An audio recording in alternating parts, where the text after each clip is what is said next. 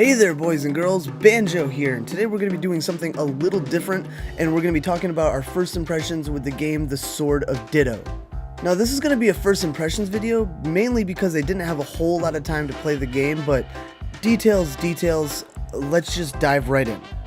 The Swords of Ditto, which was released for PS4 and Windows on April 24th, 2018, is an action role-playing game developed by 1BitBeyond. That has roguelike elements, so each time you die, you start over on a new map with a new character, but with all the character progress such as money and experience of the previous character you played as. Much like Rogue Legacy if you've ever played it, and if you haven't, shame on you.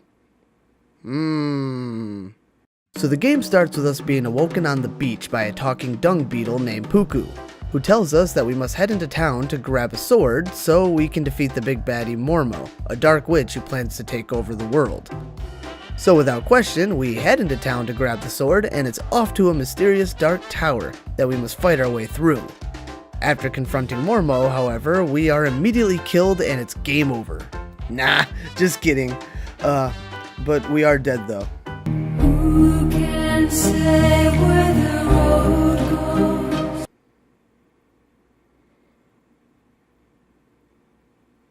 100 years pass, and we awake to find we are a new person who's given the task as the new sword, and again, must defeat the evil Mormo.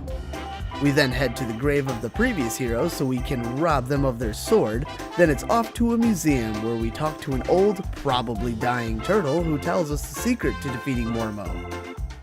We are then given freedom to roam with a timer of 4 days till we must have our showdown with the evil witch.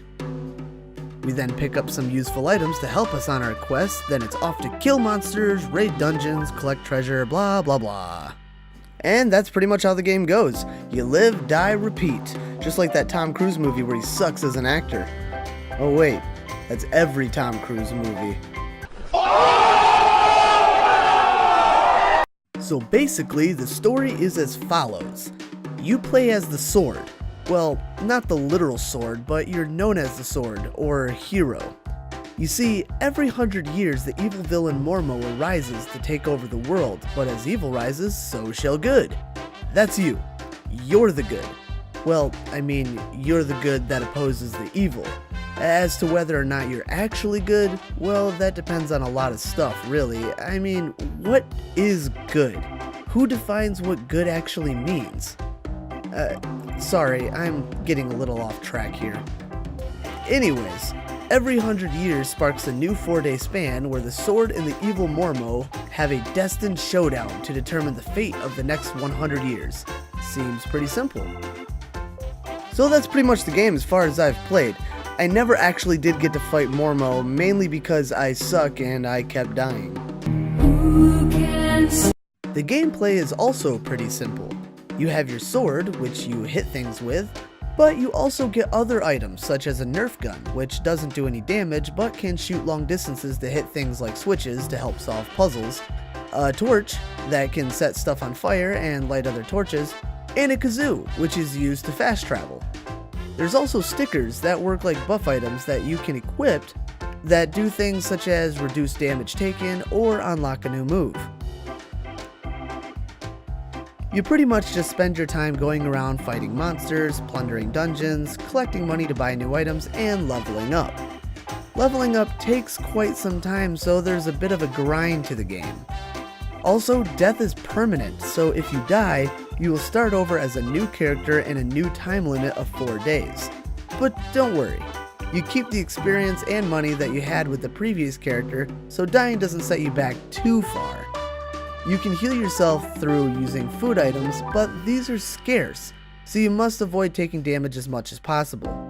You can sleep to regain your health, but this also drains some of the time limit you have. The graphics of the game are very fun and cute, and the animation is pretty smooth, so the game is very nice to look at.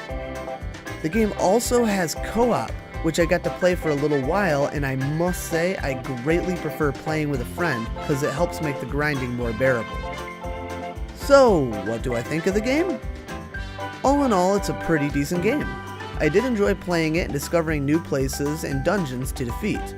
The grinding wasn't much fun in my opinion, since leveling up can take a long time and healing isn't something you can do all that freely.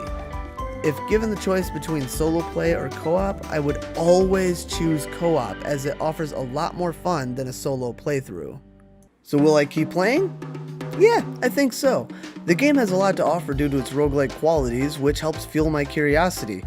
There are certain parts of the game that become a bit of a chore, like grinding for experience and money, so I may take a break from time to time to prevent from getting bored. And speaking of boring, Who can say?